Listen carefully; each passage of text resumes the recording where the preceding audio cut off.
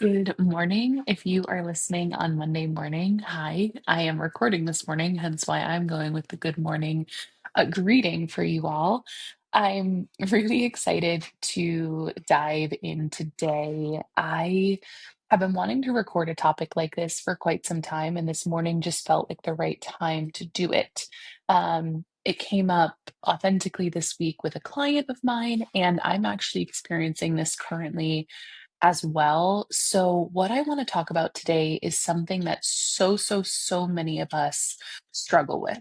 And that is that when we get these precious, a lot of times rare moments of feeling at peace and balanced and just really in ourselves and really feeling grounded and rooted in life, if you will, I want to talk about how one, a lot of times our brains kind of try and hijack that situation.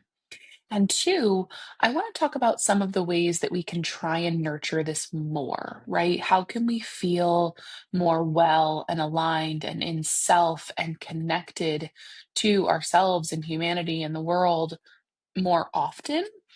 And the last thing I'll leave you with is I really want to leave you with practical ways that I apply this like education slash, just techniques in the counseling field in my life personally, as well as what I'll share with clients a lot of times. So let's talk about this more broadly first. And how I want to kind of paint the picture for you is that we all have had those moments, as rare as they may be, right? If you've only experienced this a handful of times, or honestly, maybe if you haven't yet, I'll still create the picture for you.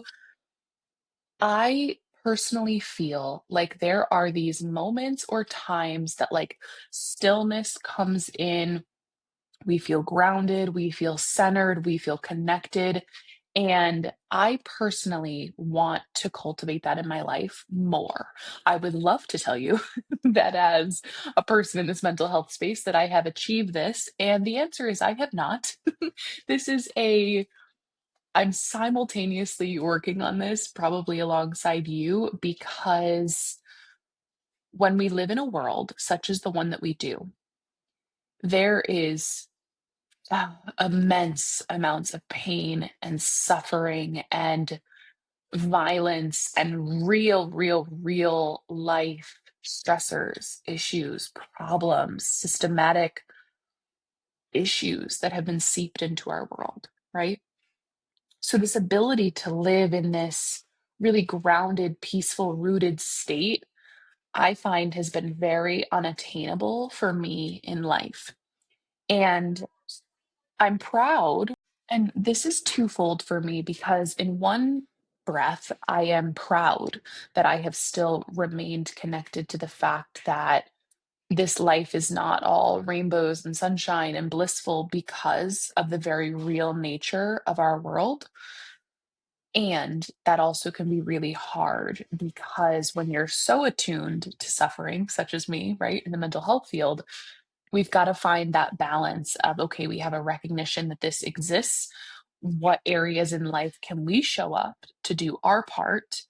And how do we not let it completely hijack our experience in this precious life that we have? So, if you're listening to this on a Monday morning, wow, let's do a deep dive, shall we? Way to kick off your Monday. But I just want to have you kind of ponder that question for a second. Like sometimes it can feel so difficult in a world that is so heavy and so noisy and so rightfully pain filled, unfortunately. How do we stay connected to ourselves and capture these moments when we feel good or we feel grounded or we feel at peace? And how do we not let our brains hijack this situation? So, now that I've painted the picture for you a little bit more of what that can look like and how we can feel a lot of times while trying to navigate these lives in a world that doesn't make it easy to always do so, I want to share with you something that is a really common experience that you may experience often. It may even be subconscious. You may not even realize that it's happening, but this is something that comes up quite a bit for clients, and it has come up for me many times. And it's this thing that our brain does to keep us kind of in a state of like readiness or hypervigilance or anxiety, whatever word you want to use. But when we've experienced difficult things, or especially if we have backgrounds that are maybe a little more chaotic in nature, maybe trauma filled backgrounds, you probably know that for you, if you kind of have that baseline of hypervigilance and that baseline of, oh, okay, I just always got to be ready, right? Okay, this worked out, but I got to be prepared. I want to get ahead of it. Or, I'm just, these emotions, okay, cool, but like I can't really hold space for them because I'm always ready. And you can hear it in the way that my mind or my voice picks up for you of that's how a lot of us live, right? And I get thrown back into that world quite often of feeling like, okay, what's next? What's the to-do list? How am I going to da, da, da, da, da? And my mind just goes so, so fast, and I'm back in a very anxious state. And this will keep happening for me. I don't think that's going away anytime soon fully. But what I have learned is how to navigate this better. So, if that's you, I first want to validate and normalize that this is something that a lot of people experience. And it's just this little trick that our brain does of saying, like, wait, nope, don't get comfortable. Don't really sink into this nice moment. Don't really lean into this feeling of joy or peace, or because something's coming next, so you gotta be ready. And if that sounds like your brain, let's, talk some more about this. And please, if you're experiencing this in a way that you're like, "I really want some extra, like, conversation or insight on this," please reach out to me. As I've mentioned before, you can reach out on the my therapy page, Megan Spencer Therapy at Instagram, or you can reach out to me at You Can Trust Yourself Podcast on Instagram. But either one of those places is a good place to reach out to me initially with a DM, and we can chat more about this. And I may be able to provide additional resources and things. But I wanted to normalize that that is an experience that so, so, so, so many of us face. And it can be this thing that if we don't learn another way, it'll just be a continuous cycle where we never really allow ourselves to land in peace, to land in joy, to land in all the other wonderful emotions that can come with being a human. It just kind of keeps us in this, in some ways, like state of suffering, and this state of always feeling like we have to be ready for the next shoe to drop, and this state of hypervigilance. And I want to be able to help provide some like therapeutic language that I use with clients and also use with myself of how we kind of talk ourselves through those moments. So, if you know anything about me and my beliefs on anxiety, things like that, which I will talk way more about here in the future, but I am very, very transparent about the fact that we cannot stop our thoughts. Okay. Anybody who tells you you can stop your thoughts by doing X, I would personally suggest that you take that with a little bit of caution. From all of the research that I've done on anxiety and have felt through personal experience as well as like clinical experience with clients, we can't stop these thoughts. Our thoughts are coming, they're moving. It is what it is. I'm sure you've heard the reference. And if you haven't, let me introduce it to you of like sometimes we kind of just got to view our thoughts like a movie that's playing, and it's just letting them go and knowing that not all of our thoughts are ours, because sometimes they just float on through. And other times they don't always have so much meaning. Like we don't have to give all of our thoughts so much meaning. So wanted to paint that picture for you briefly before I get into the technique. So, if you notice this, I'm just going to give you a real life example first that I've experienced actually recently within like the last month or so to kind of give you an example to be able to go off of. So, I noticed my brain doing this little hijacking technique that it does, this tricky thing that it does when I was experiencing a moment of joy. So, for Memorial Day weekend, um, I had the opportunity. I looked at my calendar and I was like, wow, I don't have anything going on. We didn't make travel plans. And I said to my husband, like, I think I want to do like a staycation. This hotel's on sale. Um, it's a really affordable price. I'm just gonna like check into a hotel for a few days and just do what I do best, which is, if you don't know this about me, now you do. I love a staycation. I love to check into a hotel with no expectations, Airbnb too, but mainly hotels. And I want to close the blackout drapes and I just want to kind of like chill and escape the world sometimes. And it is the best thing for my soul. I highly encourage you. I can't do it all the time because obviously, like, who can afford? Well, many can, but who, most of us cannot afford to just check into hotels, all the time. But oh my gosh, when I can and I can just like take a staycation, even just a night away from everything and just be with myself and watch shows, read books, take a nap, which I don't really nap, but if I could, I would take a nap there too. Um, take this like a shower really slow. It's just one of my favorite pastimes is checking into a hotel and like having some serious alone time with myself. So, anyways, this Memorial Day, my husband was able to come too for parts of it. So he was going to be there a couple of the nights. And I was so excited. Like I could feel the excitement and the joy like bubbling up in me as I'm packing my face mask, I'm packing my books, I'm packing my I have these little eye masks that I use a lot of times, especially when I have migraines, that are like self-warming eye masks. And they are like a luxury and a half to me that I just like put those on my eyes and rest. And so, anyways, I'm feeling all these like ooey gooey, like excited, can't wait to go and do this type feelings. And then the thought comes in because this is what my brain likes to do. And also, side note, these thoughts can be known as intrusive thoughts as well, which, if you need more information on that, I'm happy to go over that too. But basically, unwanted and often disturbing thoughts in nature that kind of come in and interrupt us. And we're like, what in the world? Where did that come from?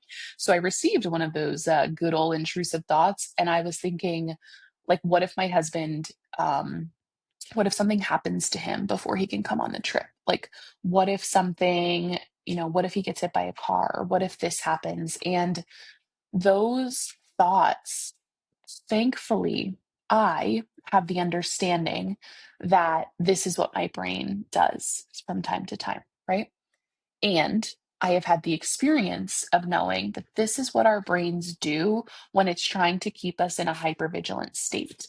So, when we're used to being in a more anxious state of mind or being, our brains have kind of adapted to that. And it keeps us in this place of like, oh, don't forget, don't get too excited because something could happen. And those thoughts are very, very common. And I want to kind of walk you through how I have been able to walk myself through that and also how I share with clients. There is just a very, very, very, I don't even know if we'd call it a technique or intervention because it's so simple, but for the purpose of this, the ability of using like self talk or mantras in this particular experience can be really powerful. So when we notice these intrusive thoughts coming in, we don't need to panic about them. We don't need to give them much meaning. They're just intrusive, right? They're just coming in randomly to be like, don't forget, don't get too excited. And one of the best ways that I like to help myself through that is through self talk and mantras and affirmations. And I'll teach this to clients of what I like to say to myself personally. So let's go back to that example of when I got that thought of like something happening to my husband before this beautiful trip of a weekend. I said to myself, yes, that can happen, right? Of course that can happen. We know that. I'm not trying to lie to myself. Of course that can happen. And it's not happening right now. So thank you for trying to keep me safe. Like, thank you, brain. I know you're just trying to keep me safe. I know you're just trying to keep me ready, but I'm okay right now.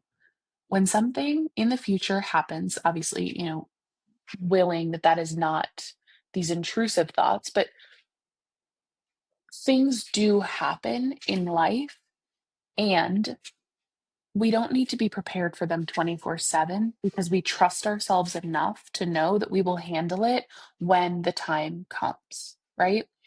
And that language is really, really important. So I kind of want to go over that one more time because a lot of times what happens if you are an anxious human like I am, or if you are more specifically an individual who has been diagnosed with OCD, you're a part of my community. And that's a whole other topic for a whole other time. But I really see you in this realm of that can be something that a lot of us try and seek this reassurance then, or we do these quote unquote compulsions, ruminations, where we kind of start to say, no, no, he'll be okay. No, no, no, he'll definitely, everything will be okay. Like he'll definitely be okay. And, you know, I'll make sure of it and I'll text him and make sure to tell him to drive safe. And I will, you know, make sure that I'll check his location to make sure like everything's still okay. And you can hear my voice going into those anxious states. And I have been there and I will still be there because anxiety is going to come and go. It's not meant to be banished forever. And that's a conversation for another time. And probably a lot of what the podcast will be surrounded by is that a lot of people get anxiety wrong. A lot of people get anxiety wrong. And a lot of clinicians get anxiety wrong. And I am happy to prepare this in a way for you all that is evidence based, but also leaves room for the human experience. So, with anxiety, a lot of times we can get sucked into that loophole of checking, making sure it's going to be okay, doing these things to make ourselves feel better. When the truth is that we want to be honest with ourselves, right? And the honesty is that that could happen. I don't want to gaslight myself. I don't want to lie to myself. All of these things could happen. Terrible things can happen, and they do happen. And it's not happening right now. And hopefully it doesn't happen ever. But we have no control over that. And the faster we can learn that lesson and be honest with ourselves, the more time and space we can get back for our lives. Because we go through life creating these, especially OCD community like myself, we spend our time creating these rituals or these ruminations or this time doing these compulsions to make ourselves feel better temporarily, when in reality, we're just delaying that. It's okay that these thoughts come in. We have to allow them to be there. So I want you to hear me really, really clearly here that our self talk has to be honest. And this is the area that, in my opinion, personally and professionally, doesn't mean that it's the end all be all by any means. But in my professional opinion, I'm not trying to replace a negative thought with a positive thought. If you use modalities like that with a therapist, or you are a clinician yourself and you like that more thought replacement type work, I'm happy for you, right? I think that's a beautiful thing for people to find what works for them. And I have found both professionally and personally, and through a lot of evidence based research, that I don't need to make this shit positive. It's not positive. Life is not always positive. And hence, back to the purpose of this episode, a lot of times it's not. And if we're really paying attention, and my famous, beautiful, I don't even know what to call Glennon Doyle because she has made such an impact on my life, and I reference her probably way too much, but I love Glennon's work. Um, are we paying attention if we find it to be all blissful? Like if we're really paying attention in life, is it all sunshine and rainbows, right? And so I don't want to replace quote unquote negative thoughts with positive thoughts, because I don't find that helpful for myself. And from research and seeing it in clinical practice, it's not helpful for us to like sugarcoat things that really exist. But what we can do is tell ourselves the truth. Yes, this can happen. I hope with every fiber of my being that it doesn't. Nobody wants tragedy. Nobody wants a traumatic event. Nobody wants that, right? And we are also smart enough as individuals to know that it happens. And we pray it's not to us and our loved ones, but at some point things do happen. And we have to be honest with ourselves enough to let that anxiety know that, hey, you're here for a reason. Anxiety is not this thing that we are trying to banish and have it be exiled from our lives.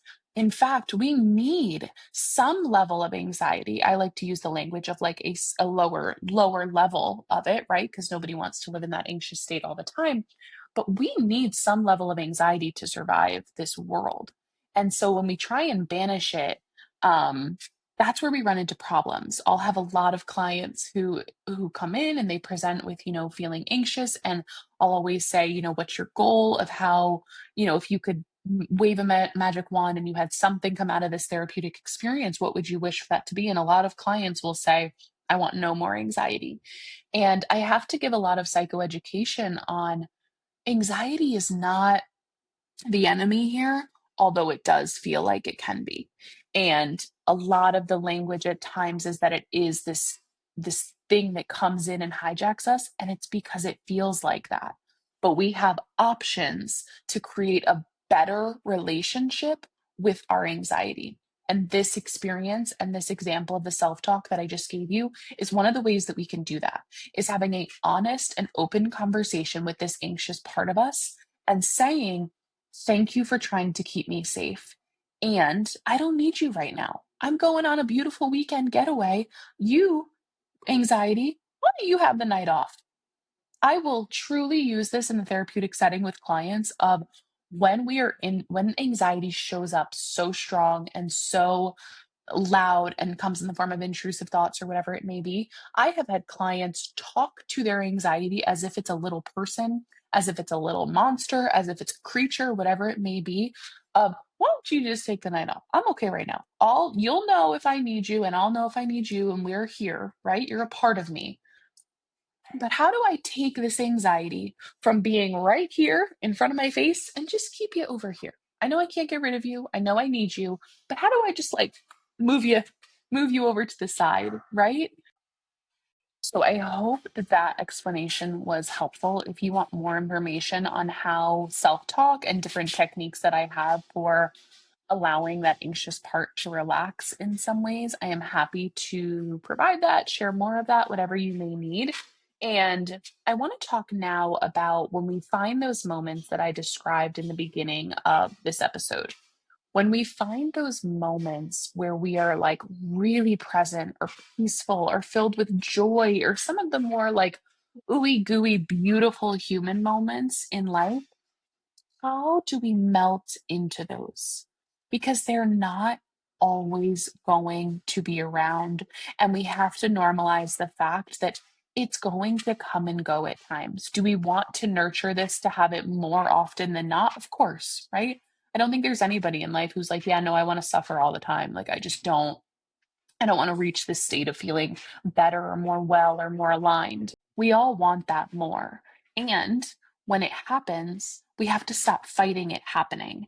And that's where that anxious part of us has come in a lot of times to prevent us from leaning into those emotions. And so that's why I share that technique of the self talk of how do we comfort ourselves through that little hijacking thing that our brain is doing, right? By sending us intrusive thoughts, by sending us what ifs, by sending us, don't get too comfortable. How do we comfort ourselves through that so that we can actually get to the space of enjoying the good freaking feelings when they come? So, let me tell you a little bit about how this can look for clients.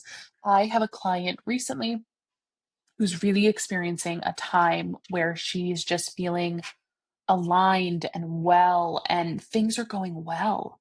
And that can create naturally some anxiety of like, ooh, when is this going to end? And what we can do for ourselves is tell the truth. It probably will end. We will go through a hard time. We will experience pain. We will experience other human emotions, right? But right now we're not. Right now we're experiencing some joy and some peace. How do we melt into this? And some of the ways that I talk about this in the clinical setting and what I use with myself personally is make small things extra melty and gooey and warm. I am in a season right now, just a brief one. It's been a weekend, but it has been a weekend of bliss, let me tell you. I feel aligned and relaxed and just like I am right where I'm meant to be. And one of the things that I do when I'm in those moments is I savor them. I melt into them. I'm going to give you a silly example because it's right here where I'm recording. I make elaborate, pretty bouquets. Okay. I go outside and I cut down hydrangeas off the street that are not mine, and I probably shouldn't be, snipping them. Don't worry, I'm not going on anybody's property, but I'm taking things from gardens, and I am baking banana bread, and I am lighting candles and having 2 cups of coffee really slowly, even though it gets cold by the time I'm done drinking it, but and I am trying to find ways that are small and accessible to melt into this good feeling. And so I have a candle right now in my shower. It's like my new favorite little hack. We always see like candle lit baths, but a candle lit shower, it's different. Let me tell you. I got a taper. I have these little acrylic shelves that I bought off Amazon. I love that I share really specific things with you all. Um, I hope they're helpful because I love when people share specifics. So, anyways, I have these acrylic shelves off Amazon, and one of them I put like a little tapered candle in the shower, and it has been a true delight for me. Do this carefully. Obviously, I don't want anybody's house burning down, so just do it with a grain of salt. But I have lamps right now. I'm kind of looking around my house because, like I said, I'm in this in real time. And so when I'm in these moments, as much as I try and do this when things are overwhelming too, I don't tend to as much. And so, how do we stop and really slow down and be with these good feelings? And one of the best ways to do that is to reflect it in our environment, right? Turn on some lamps, get cozy vibes. I can't tell you, I mean, this weekend alone, I have shut my blinds. There's something about just being in like a dim lit room that feels so good. Um, I also at times will open up my blinds, like if the sun is pouring in, and I'll just lay there on my bed, just in the sunlight and reading a book or whatever it may be. But when we have these moments of joy or peace or alignment, lean in. You do not need my permission, but in case you do, lean the fuck in. We do not know how long that joyful, beautiful feeling will last. That's the thing about life. We don't know. Therefore, all we can do is in this present moment, lean into it. Because when hard things come again, which they will, the quicker we can normalize that life ebbs and flows and hard times will come, the more we can lean into when things aren't so hard, or less hard, I should say. How do we really, really lean into that? And you probably have noticed throughout this recording, you can hear it in my voice. And that's not even intentional. That's natural. And I'm just kind of noticing it because, as a therapist, I'm trained to like listen to voice shifts. And I guess I pick up on it on myself now too. Of You can hear that anxious part when I go, "Ah," and you can hear that part when I'm trying to be present with this beautiful place. Now, I will give more education on how this can look and how this can play out. But for now, allow yourselves to melt into the beautiful moments when they're present and when they're not. When you are in a season of swirling, spiraling, difficult, hard, painful things, I want you to know that you can do this. You can do this. You can put one foot in front of the other. You will have these moments of the joy and the presence. They will come. And right now, you are doing things that are difficult and you can do it. And my DMs are open. Even if you just want to send a heart, I'll know what that means. That'll be our little code word emoji. That you're going through something hard right now and you need some extra love, and I'm going to send you that love your way. I hope you all are having whatever day you're having, and I hope throughout that day and all your days, you're trusting yourself each step of the way. And I'm really, really proud of you for that because it's really difficult to live in a world like the one that we do and live in self and trust our emotions and trust the human experience. It's extremely difficult. So if you're doing that and you're clicking on this podcast, you're doing some damn hard and not difficult things, and you can do them. And when life is not difficult and it's not hard, let's stop hijacking that moment. Let's stop letting our brains take that over. We deserve to melt into the good moments too. So you can trust yourself, and I'll see you next week.